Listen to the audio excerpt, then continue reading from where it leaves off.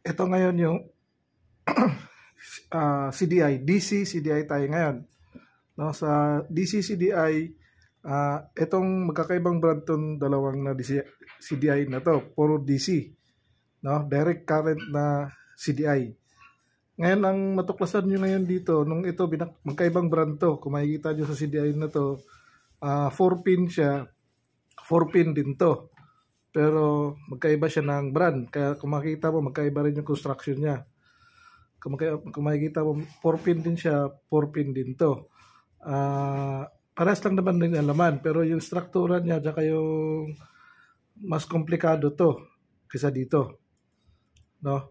Kaya mas mahal to, mas mura naman to pagdating sa SRP. Kaya kung matutuklasan mo dito sa CDI natin na DC, direct current CDI natin, meron siyang, unang napuna ako dito, meron siyang regulator. Ito, regulator. Kapasitor niya, 1, 2, 3, 4 yung kapasitor, isang transistor, isang transformer, yun lang ang laman niya. At saka isang diode. Isang diode, yun lang. Yun lang ang laman nitong isang model na to. Dito naman, meron siyang resistor. Dito may resistor siya sa isa. May RR din siya, may transformer siya, may capacitor din siya, 2, 3, 4 capacitor niya. At may regulator din siya.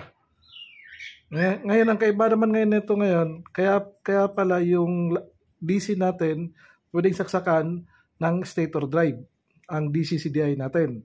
Pero ang AC na CDI natin, hindi mo pwedeng saksakan ng DC ang source niya.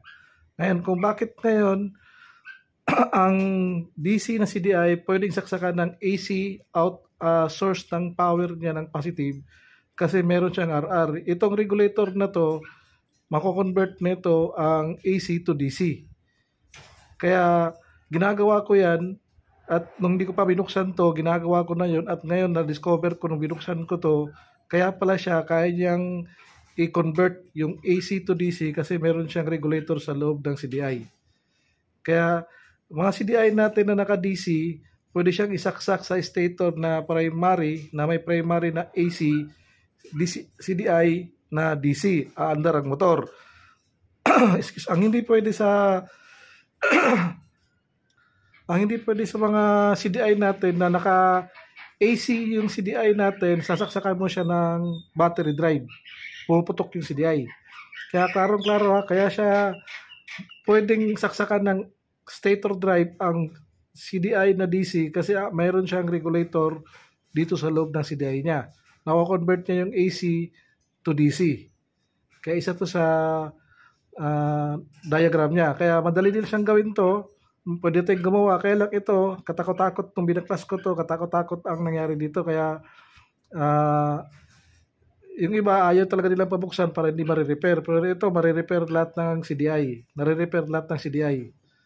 Kaya lang yung iba, matigas. Hindi katulad nito, gel type yung cover niya. Yung iba, hard cover siya sa dito. Kaya mahirap siya tanggalin. Kaya di natin siya, pag tinanggal natin siya persahan at wala kayong dissolver lang magpapalambot sa kanya. Kung wala kayong technique na paano siya mapalambot yung matigas na yon, yung cover niya, habang kinikis-kis mo siya, habang tinatanggal mo siya, masisira nyo na yung CDI tsaka yung circuit board. Kaya di nyo na marirepair, kaya maging disposable na ngayon siya. Pero kung tutusin, pwedeng i-repair ang CDI natin, pwedeng i-repair ang regulator natin, pwedeng i-repair ang ECU, ECM natin. Depending lang sila kung ayaw ipa-repair ng mga manufacturer. Lalo na kapag matitigas yung likod nila. Kailangan nyo ng special dissolver na chemical para lumambot yung likod nila. Hindi katulad nito, gel type naman to. Kaya walang problema dito kasi naka-gel type siya, madali siyang tanggalin. Kaya ito, nare-repair natin to at parehas lang naman to, magkaiba lang siyang ginamit na component. Ito, ang ginamit niyang component nito sa regulator niya, hindi katulad sa design na ganito. Yan yung regulator ngayon niya. Kaya, meron siyang transformer din, meron siyang capacitor din, at meron siyang resistor. Kaya yun yung laman naman dito sa kabila na to. No, kaya parehas lang din ang laman niya, magkaiba lang siya ng itsura, pero parehas lang yung component niya. Kaya ibig sabihin, pwede tayong mag-repair nito at pwede rin tayong gumawa sa sarili nating CDI.